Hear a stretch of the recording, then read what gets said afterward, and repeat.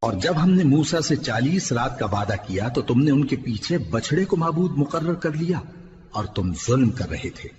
پھر اس کے بعد ہم نے تم کو معاف کر دیا تاکہ تم شکر کرو۔ اور جب ہم نے موسیٰ کو کتاب اور معجزے عنایت کیے تاکہ تم ہدایت حاصل کرو۔ اور جب موسیٰ نے اپنی قوم کے لوگوں سے کہا کہ بھائیو، تم نے بچڑے کو معبود ٹھہرانے میں اپنی جانوں پر ظلم کیا ہے، تو اپنے پیدا کرنے والے کے آگے توبہ کرو، پھر اپنوں کو قتل کرو، تمہارے خالق کے نزدیک تمہارے حق میں یہی بہتر ہے۔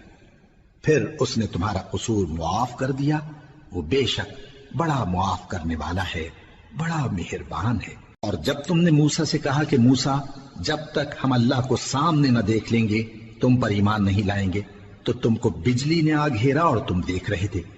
پھر موت آ جانے کے بعد ہم نے تم کو اثر نو زندہ کر دیا تاکہ احسان مانو۔ اور ہم نے بادل کا تم پر سایہ کیے رکھا اور تمہارے لیے من و سلوہ اتارتے رہے کہ جو پاکیزہ چیزیں ہم نے تم کو عطا فرمائی ہیں ان کو کھاؤ پیو، مگر تمہارے بزرگوں نے ان نعمتوں کی کچھ قدر نہ جانی اور وہ ہمارا کچھ نہیں بگاڑتے تھے بلکہ اپنا ہی نقصان کرتے تھے۔ اور جب ہم نے ان سے کہا کہ اس گاؤں میں داخل ہو جاؤ اور اس میں جہاں سے چاہو خوب کھاؤ پیو، اور دیکھنا دروازے میں داخل ہونا سجدہ کرتے ہوئے اور حطوۃن کہنا، ہم تمہارے گناہ معاف کر دیں گے اور نیکی کرنے والوں کو اور زیادہ دیں گے۔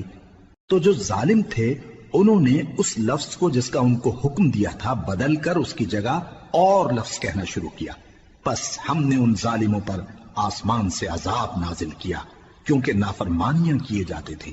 اور جب موسیٰ نے اپنی قوم کے لیے ہم سے پانی مانگا تو ہم نے کہا کہ اپنی لاٹھی پتھر پر مارو۔ انہوں نے لاٹھی ماری تو اس میں سے 12 چشمے پھوٹ نکلے اور تمام لوگوں نے اپنا اپنا گھاٹ معلوم کر کے پانی پی لیا۔